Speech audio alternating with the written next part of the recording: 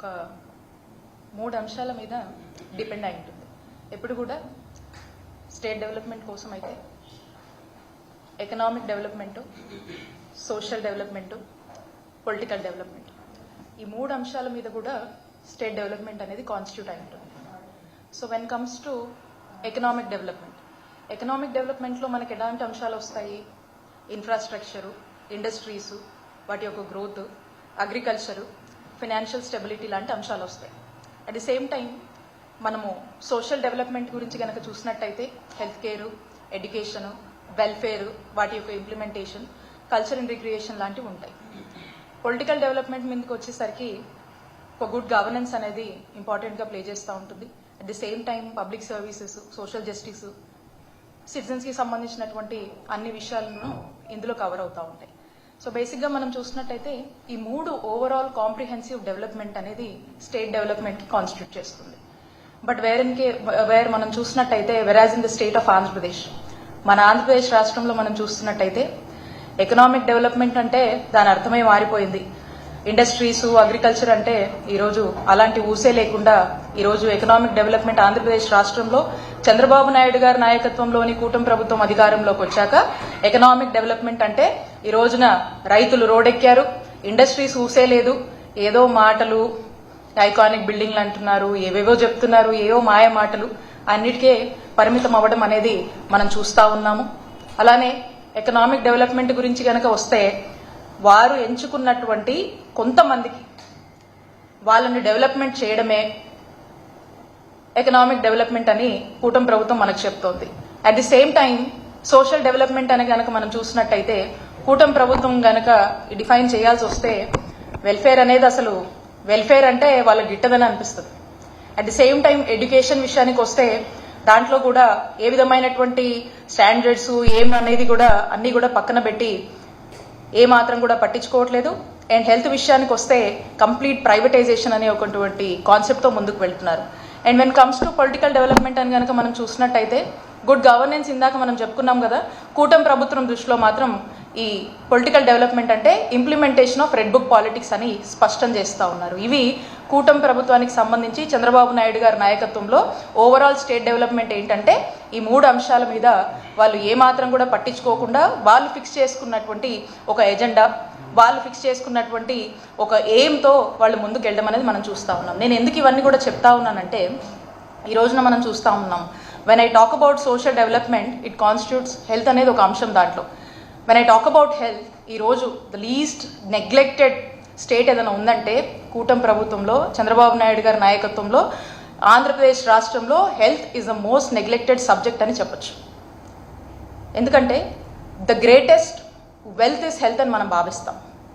And if you just go and look back, Covid మనకి ఏం నేర్పించిందంటే దేశం మొత్తం కూడా ఇబ్బంది పడినటువంటి పరిస్థితుల్లో కోవిడ్ ఇంతో అంతో ప్రతి ఒక్కరికి కూడా కొంత హెల్త్ దాని యొక్క అవేర్నెస్ మీద ఒక ఫౌండేషన్ అనేది లేచేస్తుంది. ప్రతి ఒక్కరికి ఒక అవేర్నెస్ అనేది ఇచ్చింది.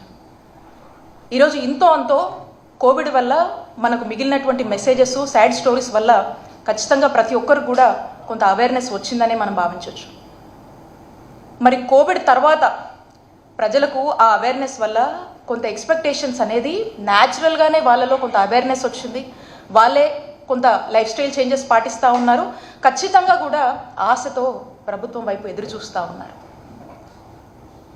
ఏమనంటే వాళ్ళ యొక్క బాధ్యత ఇంతో అంతో వాళ్ళ యొక్క బాధ్యత ప్రభుత్వంగా వారి యొక్క రెస్పాన్సిబిలిటీ పోషించి వీళ్ళ యొక్క బాగోగులు చూసుకుంటారనేటువంటి ఆశతో ప్రజానీకం అందరూ కూడా ఎదురు చూస్తున్నటువంటి పరిస్థితులు. మరి ఈరోజు అలాంటి ఎదురుచూపులకు ఏ హోప్ కానీ ఏ సమాధానం కానీ ఈరోజు ఆంధ్రప్రదేశ్ రాష్ట్రంలో కూటమి ప్రభుత్వం ఏమాత్రం కూడా ఆ హోప్ని కల్పించట్లేదు. అండ్ గ్రాడ్యువల్గా కూడా దాన్ని డైల్యూట్ చేస్తున్నటువంటి పరిస్థితి మనం చూస్తూ ఉన్నాము. ఏమంటే దానికి కారణం ప్రైవేటైజేషన్. మాకు అనిపిస్తూ ఉంది, రీసెంట్ టైమ్స్లో మనం వింటూ ఉన్నాము చంద్రబాబు నాయుడు గారు అని మాట్లాడుతూ ఉంటారు. ఆర్టిఫిషియల్ ఇంటెలిజెన్స్ బేస్డ్ అప్రోచ్ని మనము, డ్రివెన్ అప్రోచ్ని మనం యూటిలైజ్ చేయాలి. ఏదో ఒకటి అప్రోచెస్లో ఏఐ గురించి పదే పదే మాట్లాడుతూ ఉన్నారు. అండ్ నాతో పాటు ఆల్ ఆఫ్ యూ మీ అందరు కూడా చూసే ఉంటారు, చంద్రబాబు నాయుడు గారు ఒక రింగ్ గురించి చెప్తా ఉన్నారు, వారు ఒక రింగ్ యూజ్ చేస్తున్నారని. And that's going to track his health, ఆయన హెల్త్ మొత్తం అది ట్రాక్ చేస్తుంది. అండ్ వెల్ బీయింగ్ గురించి చెప్తుంది, ఆ డేలో తన రొటీన్ గురించి చెప్తుంది అని చెప్పి చెప్తా ఉన్నారు. సో బాగానే ఉంది ఇది. సో మనకేమనిపిస్తుంది అవన్నీ వింటున్నప్పుడు? డెఫినెట్గా వారు చెప్తున్నారు కాబట్టి ఖచ్చితంగా ఆంధ్రప్రదేశ్ రాష్ట్ర ప్రజల ఆరోగ్యం గురించి నిజంగా ఆయన అన్నట్టు ఏఏ లాంటివి తీసుకొచ్చి, అంటే ఎలా అంటే ఒక మనిషి వచ్చి అక్కడ కూర్చుంటే, హాస్పిటల్లో కనుక కూర్చుంటే ఈ ఏఐ డ్రివెన్ మెకానిజమ్స్తో కూర్చుంటే సీరియస్గా ఆ వ్యక్తి యొక్క హెల్త్ ప్రొఫైల్ అంతా అలా స్క్రీన్ మీద డిస్ప్లే అయిపోయి బీపీ షుగర్ లెవెల్ ఉంటే చెప్పేసి వాటికి సంబంధించిన మెడిసిన్స్ గురించి కూడా చెప్పేస్తుందేమో అనేంత ఆశగా ఆంధ్రప్రదేశ్ రాష్ట్ర ప్రజలు ఎదురు చూస్తున్నారు. బట్ చూస్తే అయ్యేమీ కూడా లేదు. ఏంటంటే ఒకటే విధానం, ఒకటే పద్ధతి, ఒకే ఒక ఆలోచన, పీపీపీ మాడ్యూల్, ప్రైవేటైజేషన్. ఇది తప్పితే ఇంకేమీ లేదు, ఇంకేం కనపడటం లేదు.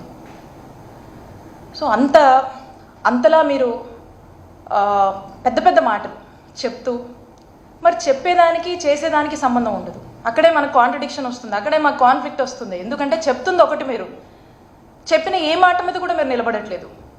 బట్ వేరేజ్ ఇన్ టర్మ్స్ ఆఫ్ యాక్షన్ అస్సలు లేదు. ఇదే మోసం నడుస్తూ ఉంది, ఇదే మాయం చేస్తూ ఉన్నారు. ఈ రోజున మనం చూస్తున్నట్టయితే ఎన్నో అంశాలు ఉన్నాయి, ప్రతి దాంట్లో ప్రతి సెక్టర్ గురించి మనం మాట్లాడచ్చు. But I'm talking about health and especially medical colleges. ఒక నాయకుడు ఒక భావితరం కోసం, భావితరాల కోసం, వాళ్ళ యొక్క భవిష్యత్ కోసం, భవిష్యత్తులో వాళ్ళ యొక్క ఆరోగ్య సేవల గురించి ఆలోచించినప్పుడు ఒక చక్కటి టెరిషరీ కేర్ సర్వీసెస్ని ఎక్కడో ఈ రాష్ట్రంలో ఉన్న వాళ్ళు ఇంకో రాష్ట్రం మీద డిపెండ్ అవ్వాల్సినటువంటి అవసరం లేదు. నా రాష్ట్ర ప్రజలు దేశంలో ఉన్నటువంటి ఇతర రాష్ట్రాల కన్నా మిన్నగా ఈ రాష్ట్రంలో వైద్య సేవలు నేను కల్పించాలి అనేటువంటి ఒక దూరపు దృష్టితో, ఒక గుడ్ ఫోర్ఫ్రంట్ వ్యూతో ఆలోచించినప్పుడు, ఒక 1000 మైళ్ళు వేగంగా ఆలోచించినప్పుడు, ఒక మైల్తో మనం మొదలు పెట్టాలని చెప్పి ఒక స్టెప్తో మనం మొదలు పెట్టాలి, మనం అంత ఫోర్ఫ్రంట్ వ్యూతో మనం ఆలోచిస్తున్నప్పుడు అనే దానికి ఒక ఆలోచనకు శ్రీకారం చుట్టాలనేటువంటి ఒక ఆలోచన చేసి రాష్ట్రంలో, నాకు తెలిసి దేశంలో ఎక్కడా ఎన్నడూ లేనటువంటి ఒక గొప్ప ఆలోచన, ఏ రాష్ట్రం కూడా చేయనటువంటి సాహసం మన నాయకుడు జగన్మోహన్ రెడ్డి గారు, జగనన్న ప్రభుత్వంలో వారు వచ్చినటువంటి మొట్టమొదటి రోజు నుంచి కూడా ఒక గొప్ప ఆలోచన చేసి రాష్ట్రంలో 17 గవర్నమెంట్ కాలేజీలు తీసుకురావాలనేటువంటి ఒక గొప్ప ఆలోచన చేసి సుమారు 8,500 కోట్ల బడ్జెట్ని దానికి కేటాయిస్తూ 3 ఫేజెస్గా వీటిని డివైడ్ చేసుకుని ఇవన్నీ కూడా అందుబాటులోకి తీసుకురావాలి. వైద్య విద్యని అభ్యసించేటువంటి ఎంతోమంది విద్యార్థులను ఆశతో చూస్తున్నటువంటి వారి యొక్క కలల్ని సాకారం చేయాలి. ఎంతోమంది డాక్టర్స్ని ప్రొడ్యూస్ చేయాలి. ప్రతి జిల్లాలో మనం ఏదైతే చూస్తూ ఉంటామో, మనం వింటూ ఉంటాము, బయట ఎక్కడికి వెళ్ళారమ్మా అంటే బయటకు వచ్చేసరికి కార్పొరేట్ హాస్పిటల్ చూపించిన వాళ్ళు అపోలో లాంటివో ఏజీ లాంటి హాస్పిటల్స్ చెప్తారు. ప్రతి జిల్లాకు ఒక అపోలో హాస్పిటల్, ప్రతి జిల్లాకు ఒక ఏజీ హాస్పిటల్ లాంటి ఒక కార్పొరేట్ స్థాయి వరల్డ్ క్లాస్ స్టాండర్డ్స్తో ఉన్నటువంటి హాస్పిటల్స్ని ఏర్పాటు చేయాలనేటువంటి ఒక గొప్ప ఆలోచనతో అడుగులు వేశారు జగన్మోహన్ రెడ్డి గారు. మరి ఈ రోజున అంత గొప్ప ఆలోచనతో ఎందుకు వేశారంటే, ఇక్కడ సూపర్ స్పెషాలిటీ వైద్య సేవలు ఆ ప్రాంత ప్రజలకు అక్కడే అందాలి.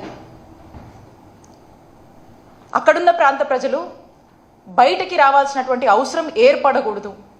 అంటే ఫ్యూచర్లో అక్కడే మళ్ళీ వాళ్ళకు వైద్య సేవలు అందించే డాక్టర్స్ని కూడా మనం అక్కడే వైద్య విద్యని పెంపొందిస్తే అక్కడే మనకు డాక్టర్స్ ఉంటారు, స్టాఫ్ ఉంటారు, చదువుకోవచ్చు, అక్కడే హాస్పిటల్ ఉంటుంది, అక్కడే వైద్య సేవలు అందుతాయి ఫ్రీగా. ఇవన్నీ నాణ్యమైన వైద్య సేవలు అక్కడే అందుతాయి, ఎక్కడికి పోనవసరం లేదు అనేటువంటి ఒక ఆలోచనతో ఒక కాంప్రిహెన్సివ్ హెల్త్ కేర్ని డెవలప్ చేయాలి. Health care for all, universal health for all, comprehensive health care for all, ఇవన్నీ ఆస్పెక్ట్స్ మనసులో పెట్టుకొని ఒక గొప్ప ఆలోచన చేసి మరి హెల్త్లో అనేక రిఫార్మ్స్, అనేక రెవల్యూషనరీ రిఫార్మ్స్ తీసుకొచ్చి అడుగులు ముందుకు వేశారు.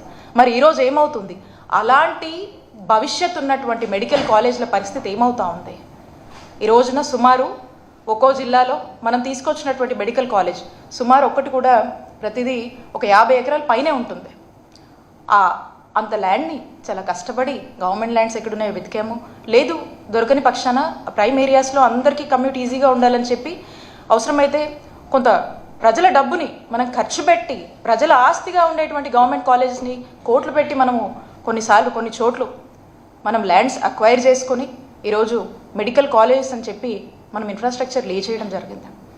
మరి ఇలాంటి ఈ కాలేజెస్ని 3 phases కింద మనం తీసుకొచ్చి ఫస్ట్ ఫేజ్ కింద ఏవైతే 5 మెడికల్ కాలేజెస్ మనం అనుకున్నామో ఆల్రెడీ ఈ 5 మెడికల్ కాలేజెస్ మనం ఉన్న టైంలోనే విజయనగరం, రాజమండ్రి, ఏలూరు, మచిలీపట్నం, నంద్యాల మనం ప్రారంభించడం జరిగింది. ఆ తర్వాత ఉన్నటువంటి నెక్స్ట్ ఫేజ్కి సంబంధించి పాడేరు, అందులో కొన్ని 50 సీట్లు వచ్చాయి. అదేదో మనం చేశాం కాబట్టి కొంత అది ఆ 50 సీట్లకు సంబంధించి నడుస్తూ ఉంది. ఇక పులివెందులకు వచ్చిన ఎన్ఎంసీ పర్మిషన్స్ కూడా మాకొద్దని చెప్పి లెటర్ రాసినటువంటి ఘనత, అంతటి దుస్సాహసం, అలాంటి నీచ చరిత్రనే చెప్పొచ్చు ఆంధ్రప్రదేశ్ రాష్ట్రానికి, కూటమి ప్రభుత్వానికి దక్కుతుంది.